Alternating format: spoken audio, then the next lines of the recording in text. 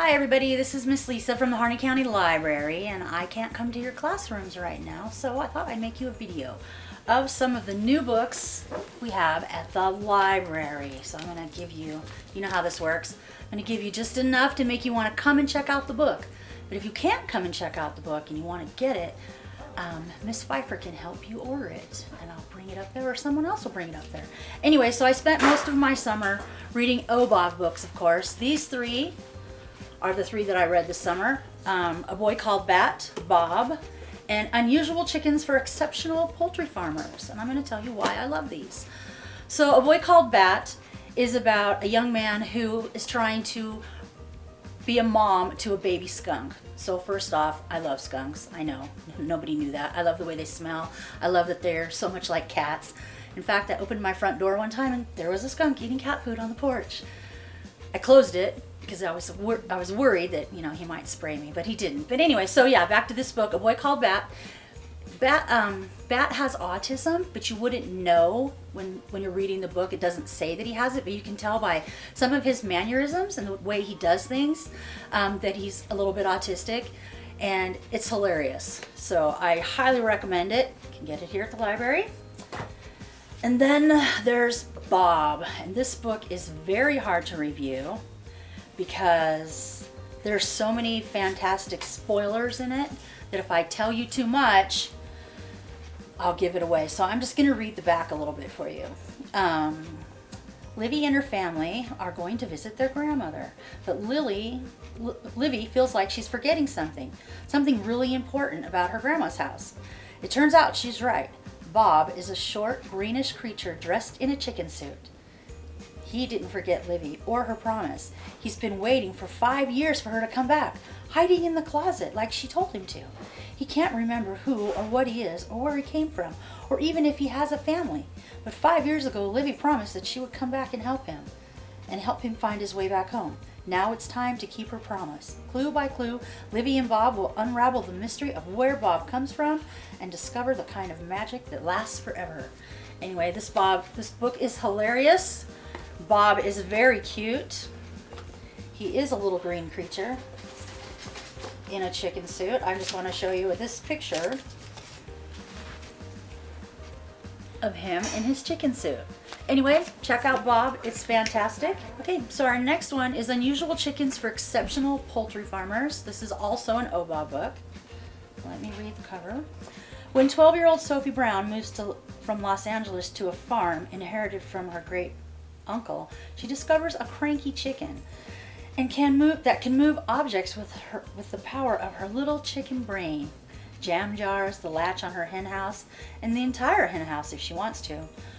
Soon, more of Sophie's great uncle's chickens come home to roost, throwing the farm into clucking chaos.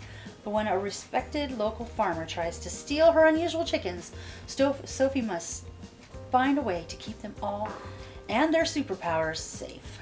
Anyway, this book was funny, because chickens are funny anyway, but chickens with superpowers, yeah, I recommend it highly. And it's an OBOV book. Okay, so I've read these three. Here's a few more that I haven't read. This one is new at the library. It's called History Smashers. And supposedly it's for kids. Fun, fast history for kids who want the truth, the whole truth, and nothing but the truth. Absolutely smashing. So here it says, smash the stories behind famous moments in history and explore the hidden truth. In 1620, when the Mayflower landed at Plymouth, the Wampanoag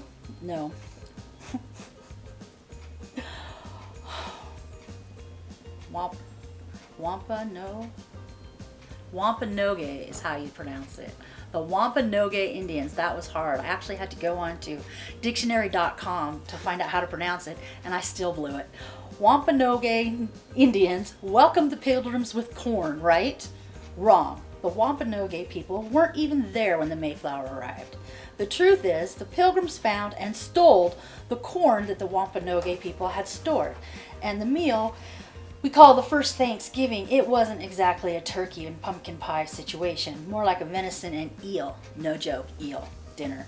Discover the nonfiction series that makes smashing everything you thought you knew about history. Check it out. It's funny. So here's the next one, Brave Like That. It's brand new. It hasn't been checked out by anyone yet. I haven't read it, but it got 5 stars on Goodreads for Kids, and I'm going to read you the front cover. Cyrus was just a baby when he was left on the front steps of the Norfolk firehouse, but growing up surrounded by heroes didn't make Cyrus brave like a firefighter or a football star.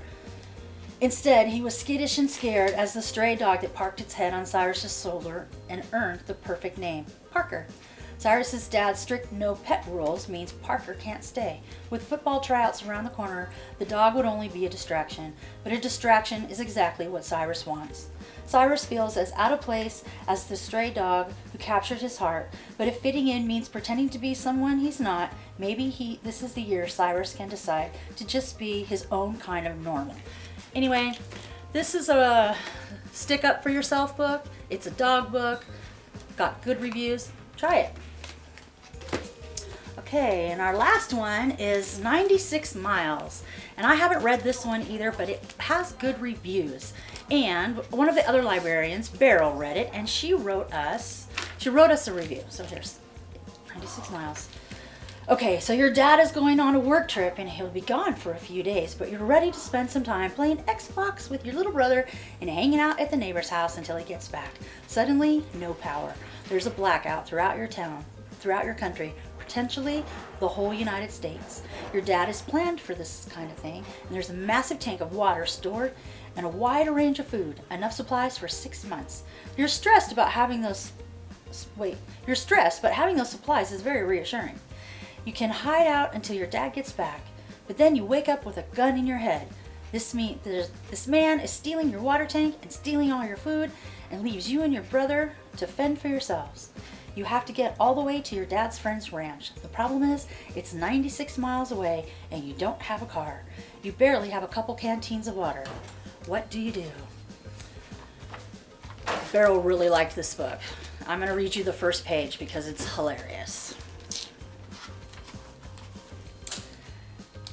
Dad always said, if things get desperate, it's okay to drink water in the toilet. I never thought I would come to that. I thought I'd sooner be dead than let one drop of toilet water touch my lips. Yet here I am, kneeling before the porcelain throne, holding a tin mug and scooping it into my half-gallon canteen. Don't worry, I'm gonna boil it first. Behind me, my brother Stuart is making gagging noises. I'm gonna throw up, he says, which is something Stuart says all the time, but he doesn't ever actually throw up. No, he doesn't do most of the things he says he's going to do lately, like running away or killing himself or killing me. Come on, John, he says, the whiny tone in his voice setting my teeth on edge. Do we really need this? I stop mid-scoop and I stare at him, holding back the pink padded toilet seat with my elbow. No, we don't need it, Stu. I just thought, oh look, water from the toilet. That sounds refreshing. Let's drink it. So if the rest of the book is anything like the first page, it's going to be a fun ride. Bye.